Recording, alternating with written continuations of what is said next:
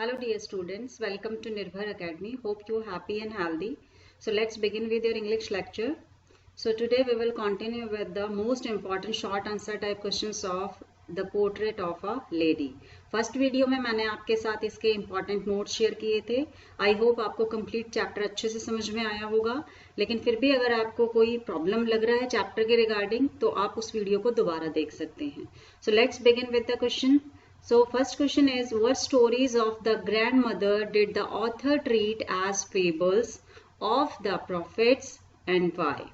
So question first जो है उसके अकॉर्डिंग जो ग्रैंडमदर अपनी जो भी कहानियां उनको सुनाया करती थी ऑथर को, उनको वो सब फेबल्स लगती थी. फेबल्स मीन्स फेबल्स होता है old stories, and prophets are persons who give the message of God to men. So let's start with the answer कि वो जो कहानियां थी वो उनको जो फेबल्स की तरह क्यों लगती थी, ओल्ड स्टोरीज की तरह ऑथर को क्यों लगती थी. So the author treated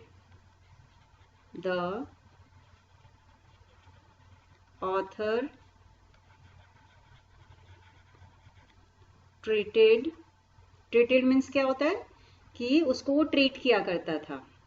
The stories of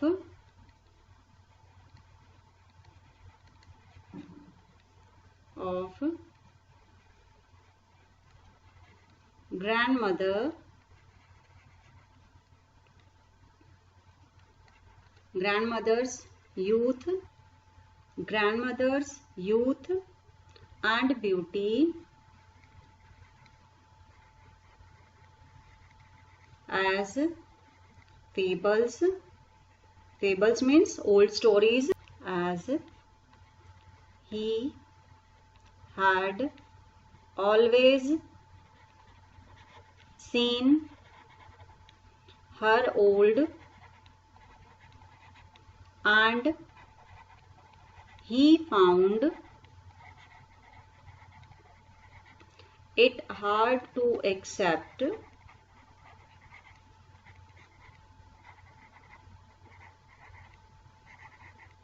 that she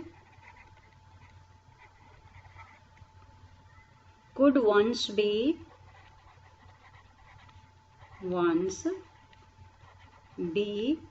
pretty and young.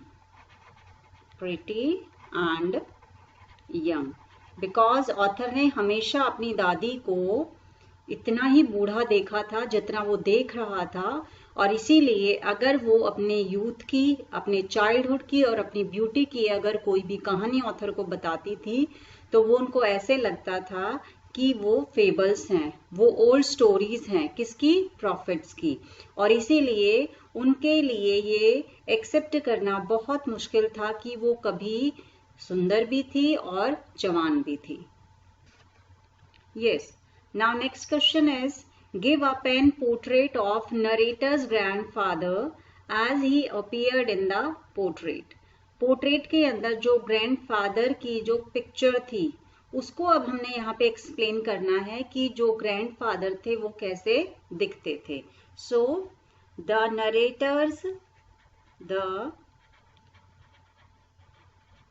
Narrator's grandfather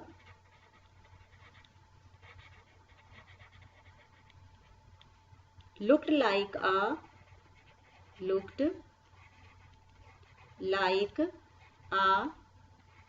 100-year-old man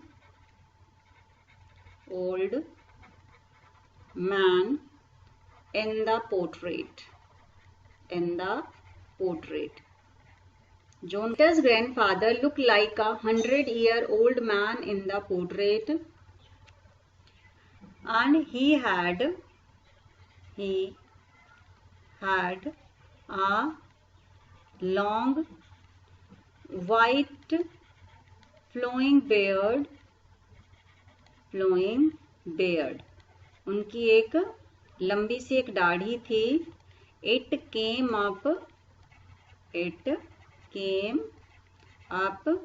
to his chest, जो उनकी चेस्ट तक आती थी.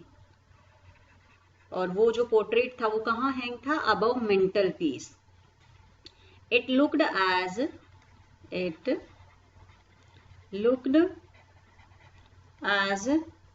if he had lots and lots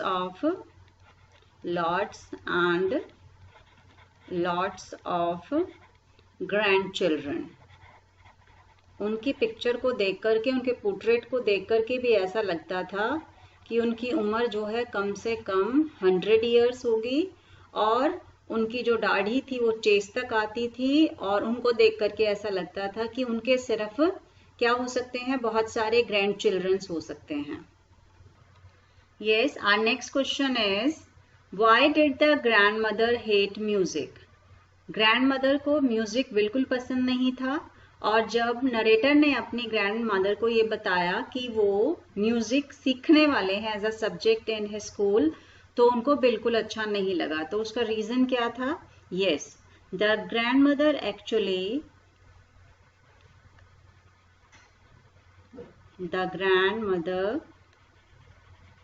actually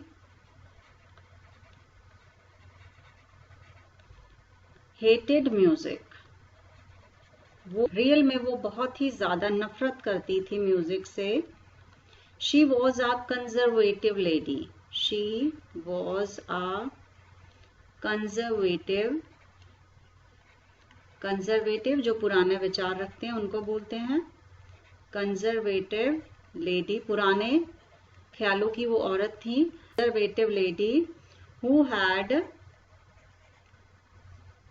her own beliefs.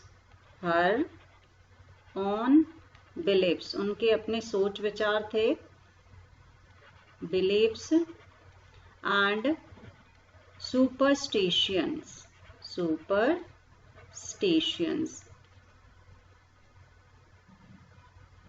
अंधविश्वासी भी थी. एंड शी थॉट, क्योंकि पुराने time के जो लोग हैं वो थोड़ा इन चीजों में विश्वास करते हैं. And she thought that music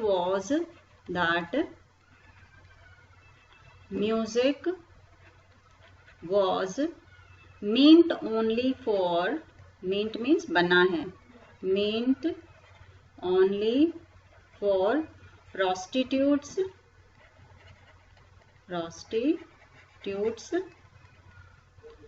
and beggars.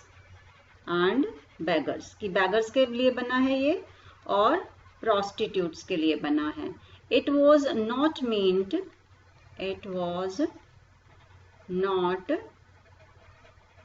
for gentle folk. जो अच्छे परिवार के या सज्जन लोग होते हैं उनके लिए म्यूजिक नहीं होता है.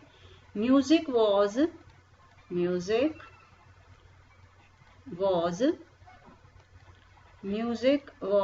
not meant for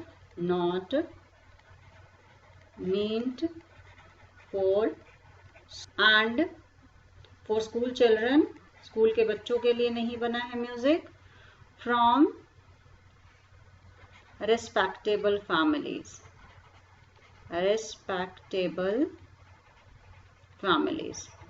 जो बच्चे एक अच्छी फैमिली से बिलोंग करते हैं उनके लिए ये म्यूजिक नहीं है.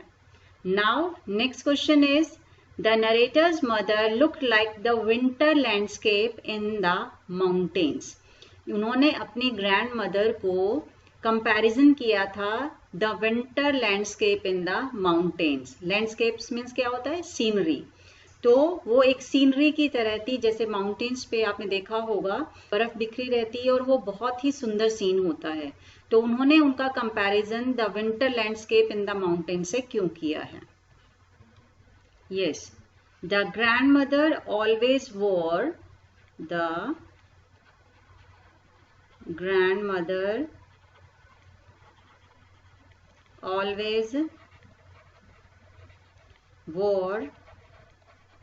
spotless white clothes.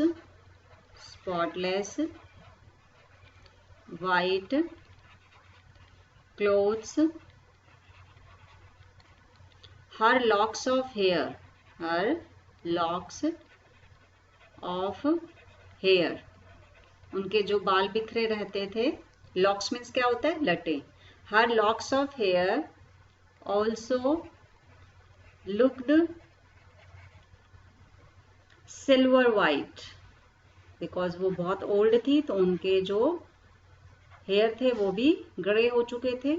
So they were also just like silver white थे. And her spotless white dress and silver white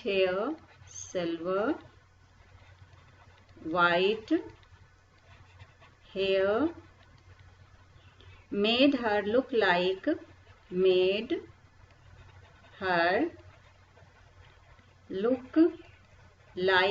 snowy, जैसे बर्फ बिल्कुल सफेद होती है, वाइट होती है.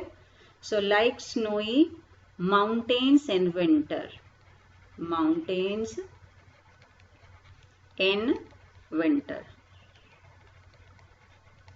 लाइक माउंटेन्स पे स्नोफॉल होता है विंटर में, तो ऐसे ही वो लगती थी. And actually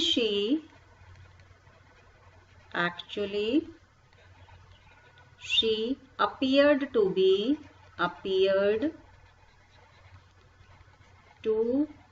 be an expanse of spotless whiteness, बिल्कुल प्योर वाइट की तरह वो लगती थी. And she had a divine beauty, उनकी जो ब्यूटी थी वो डिवाइन थी, बहुत ही देवीय लगती थी, वो देवी की तरह लगती थी. एंड इसीलिए उन्होंने उसका कंपैरिजन डिवाइन ब्यूटी से किया है, और साथ ही साथ उनको the winter landscape in the mountains के साथ यहाँ उन्होंने कंपैरिजन किया है. Now next question is, how were the grandmother and the narrator good and intimate friends. Intimates mean होता है क्लोज, तो वो दादी के साथ अपने के साथ रहता था, तो इसीलिए यहाँ पर वो आपस में एक दूसरे के साथ उनका जो रिलेशन था वो बहुत ही क्लोज था. तो now we have to explain that how they were good and intimate friends. Yes, actually both of them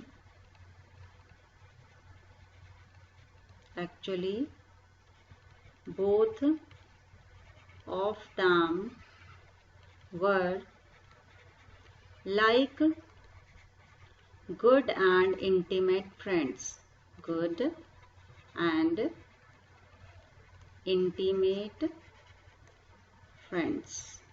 So उसका रीजन क्या है, एग्जाम्पल से अब हम देखेंगे. Yes, she walked him early in the morning. सुबह जल्दी उसको उठाने का काम ग्रैंडमदर का ही था. In the morning. And got him ready for school. School के लिए ऑथर को, नरेटर को रेडी करना, वो भी वही किया करती थी. She gave him breakfast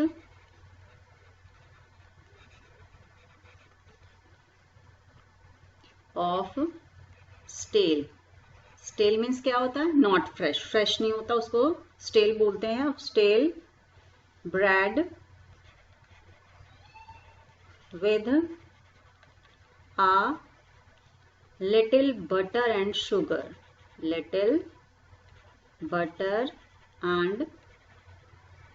breakfast में नरेटर को वो खाने के लिए स्टेल ब्रेड, जो फ्रेश नहीं होती थी, वो चपाती, बटर एंड शुगर वो डाल दिया करती थी. And sugar spread on it. और she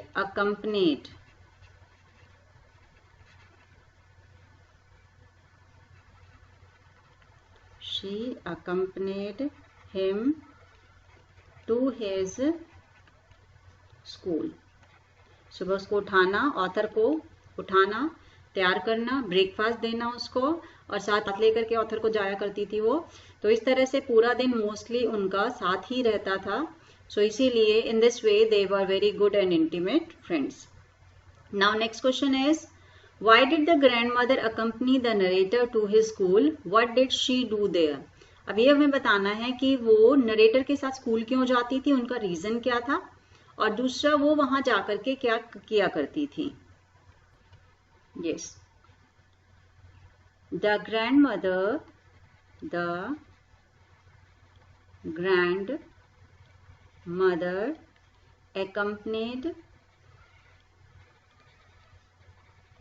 accompanied her grandson to his school, उसके स्कूल में उसके साथ ही जाया करती थी। रीजन क्या था? Actually the school was attached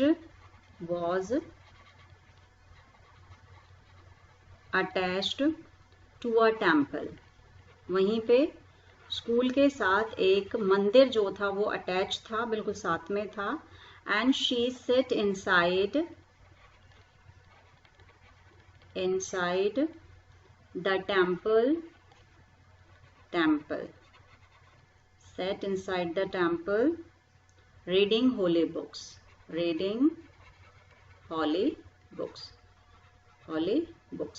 उनके जो ग्रैंडसन थे वो स्कूल में पढ़ाई किया करते थे और वो टेम्पल में बैठ करके जो होली बुक्स होती हैं, स्क्रिप्चर्स होते थे, उनको रीड किया करती थी। And they came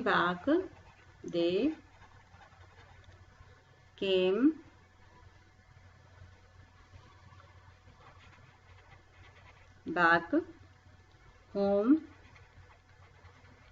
when the school was over। जब स्कूल खत्म हो जाता था, नरेटर की छुट्टी हो जाती थी, तो दोनों साथ में वापस आते थे।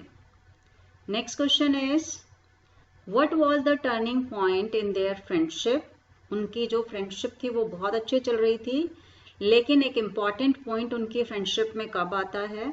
And how was the common link between the grandmother and the grandson snapped? Snapped means क्या होता है? broke, टूट गया। तो उनका जो एक दोस्ती का जो चल रहा था रिश्ता, वो किस तरीके से एक इम्पॉर्टेंट पॉइंट पे आ जाता है और उनके बाद वो कैसे टूट जाता है। सो इस क्वेश्चन में अब हम ये करेंगे। Yes, the narrator's parents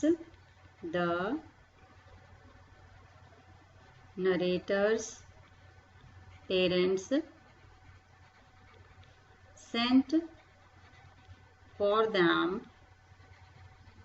to the city। Narrator के जो पेरेंट्स थे उन्होंने उन दोनों को, ग्रैंडमदर को और ग्रैंडसन को कहते थे, वहां पर बुलवा लिया। It was the turning point in their friendship।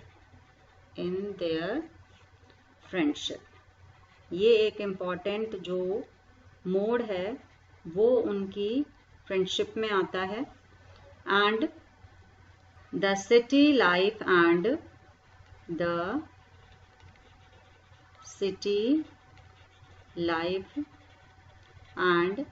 English school made all the difference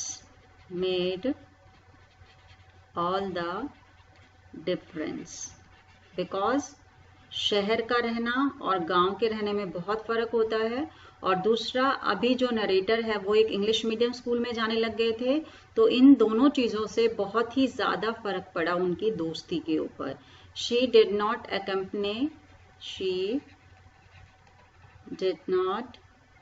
accompany अब वो अपने ग्रैंडसन के साथ उसके स्कूल में नहीं जाती थी। him to his school nor could she help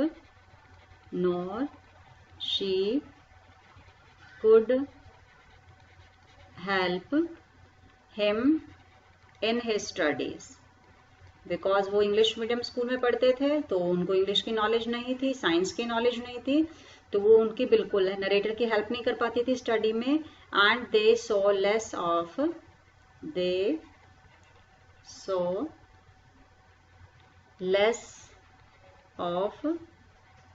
each other now. एक दूसरे को देखना भी उनका काफी कम हो गया था, क्योंकि वो स्कूल में उनका मोस्ट ऑफ टाइम चलने जाने लग गया. अब स्कूल से आने के बाद भी वो ज्यादा टाइम आपस में स्पेंड नहीं करते थे. अभी यहाँ पे देखिए नेक्स्ट जो हमारा सेकंड पार्ट है क्वेश्चन का वो ये है, how was the common link between the grandmother and grandson snapped. जो एक छोटा सा लिंक था वो भी आखिर में टूट गया था, तो उसका रीजन क्या था. हम सेकंड पार्ट का आंसर करेंगे यहाँ पे. Yes, the narrator went up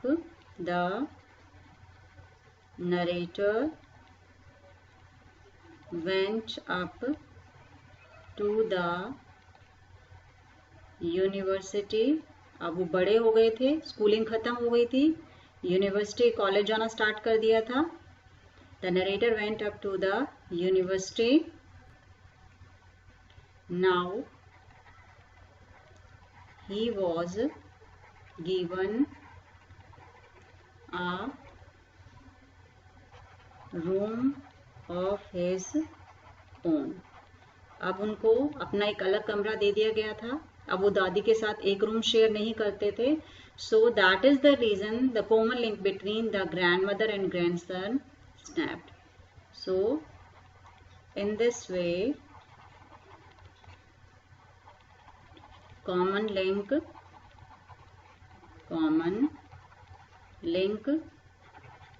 between the grandmother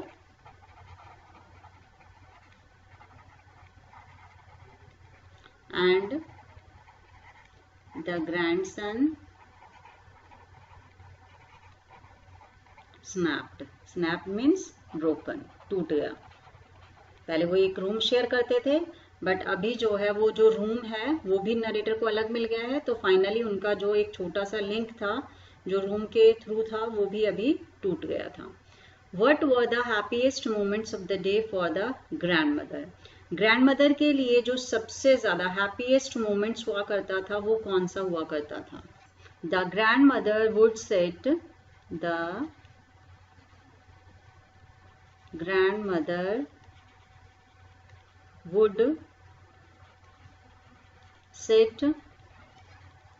in the veranda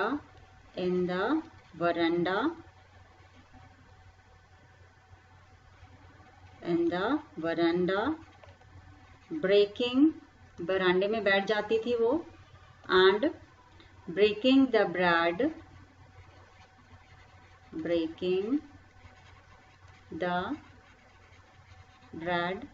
into little bits bits means क्या होता है, pieces, for the sparrows. Sparrows को खिलाने के लिए ब्रेड के छोटे छोटे टुकड़े किया करती थी. And hundreds of sparrows would gather around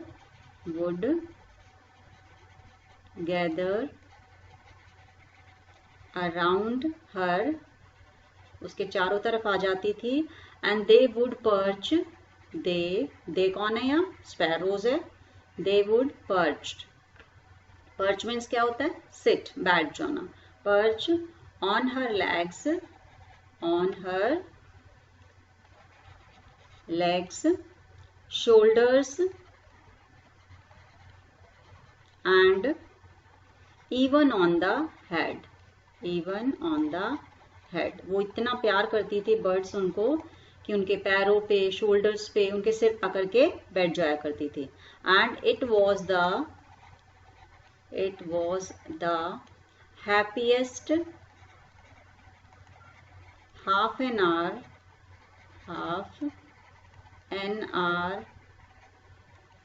of the day for her. ये उनका पूरा दिन का सबसे हैप्पीएस्ट मोमेंट हुआ करता था। How did the grandmother react when the narrator decided to go abroad? जब नरेटर को अब्रॉड जाना था तो ग्रैंड मदर का रिएक्शन क्या था, उन्होंने कैसे रिएक्ट किया? And was she upset? क्या वो अपसेट थी जब वो अब्रॉड के लिए जा रहे थे? So the grand mother appeared, the grandmother appeared to be quite normal, बिल्कुल नॉर्मल थी वो, quite normal. She knew that, वो जानती थी, she knew that her grandson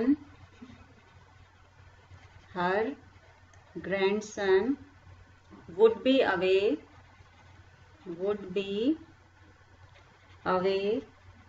for 5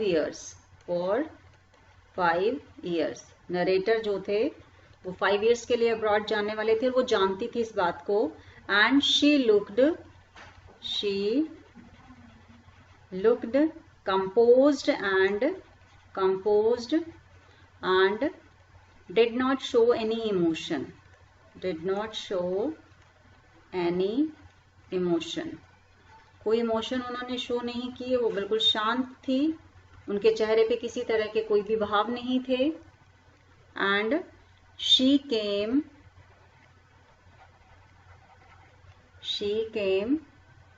to see him off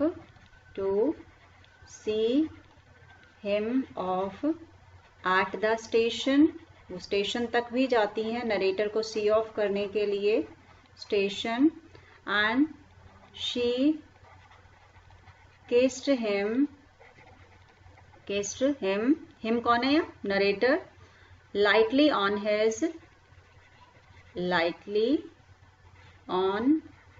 his forehead.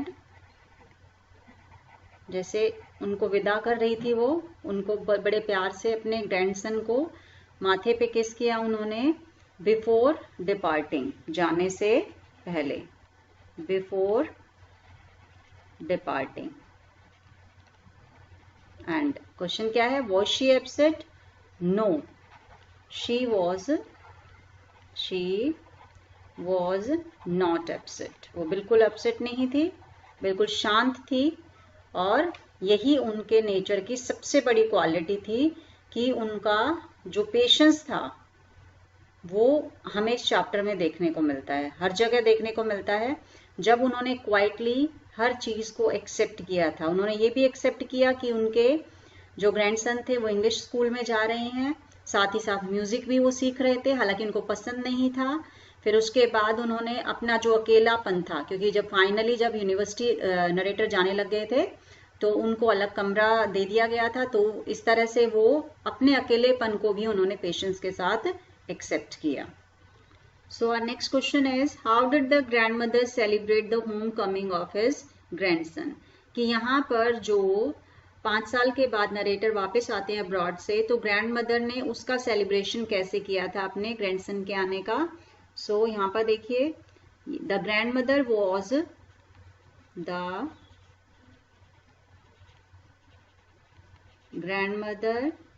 was really very much excited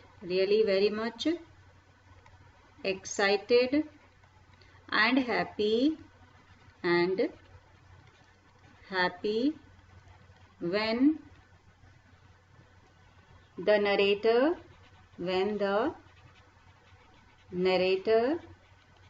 returned from abroad. वो बहुत खुश थी, बहुत ज़्यादा एक्साइटेड थी जब उनके जो ग्रैंडसन है वो अब्रॉड से वापस आते हैं. And she celebrated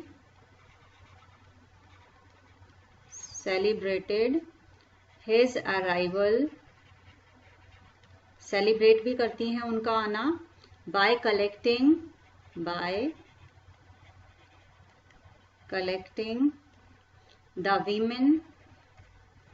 the women of the neighborhood पड़ोस की औरतों को इकट्ठा कर लेती हैं एंड इन द इवनिंग, क्योंकि उनको सेलिब्रेशन करना था, and she continued the beating an old drum, the beating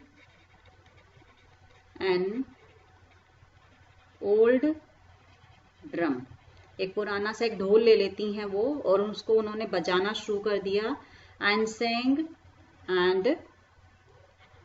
sang for hours, घंटों तक वो गाना गाती रहती हैं, गीत गाती रहती हैं, and she even forgot to pray, पहली बार ऐसा हुआ था कि वो प्रेयर करना भूल गई थी, she even forgot the pray, पहली बार ऐसा हुआ कि उन्होंने प्रे करना जो था वो बंद कर दिया था. Yes, our next question is how did the sparrows move on the death of the grandmother?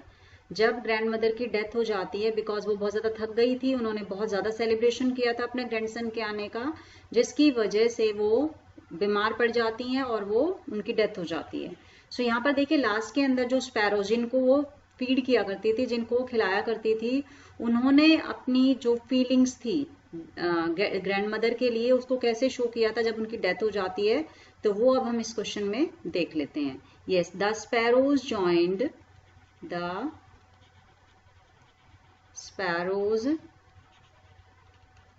Joined the mourning, MOURNING, mourning, along with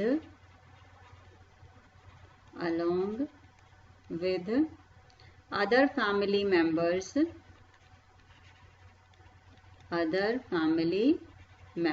जैसे परिवार के लोग उनके लिए बहुत ही ज़्यादा दुखी थे, तो वो भी बहुत ज़्यादा परेशान थी, स्पैरोज भी, एंड उन्होंने क्या किया, दे सेट इन थाउजेंड्स, ऐसा लग रहा था कि जैसे स्पैरोज को भी पता चल गया था कि वो दुनिया में नहीं है. They set in thousands around her dead body, वो उनकी डेड बॉडी के चारों तरफ बैठ जाती हैं, and they did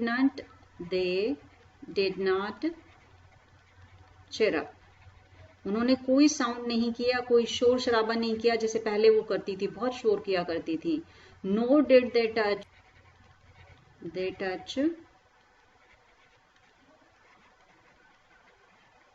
the crumbs of bread thrown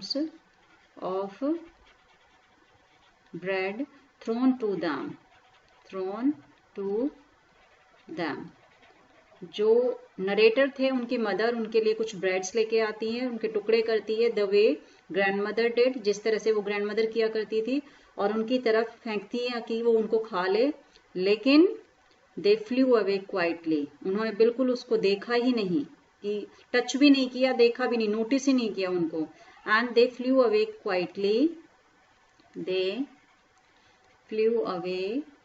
quietly, चुपचाप वहां से चली जाती हैं, quietly. when the dead body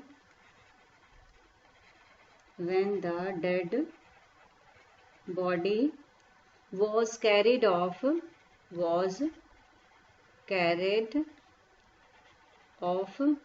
for cremation, जब डेड बॉडी को क्रीमेशन के लिए ले जाया गया तो वो वहां से चुपचाप चली जाती है. So now we have completed our most important short answer type questions. I hope आपको समझ में आ गया होगा, लेकिन फिर भी अगर आपको लग रहा है कि कोई क्वेश्चन हमारा रह गया है, स्किप हो गया है, और आप उसका आंसर जानना चाहते हैं, तो प्लीज़ कमेंट बॉक्स में ज़रूर डालिए. Thank you so much for watching this video. Be connected with निर्भर एकेडमी.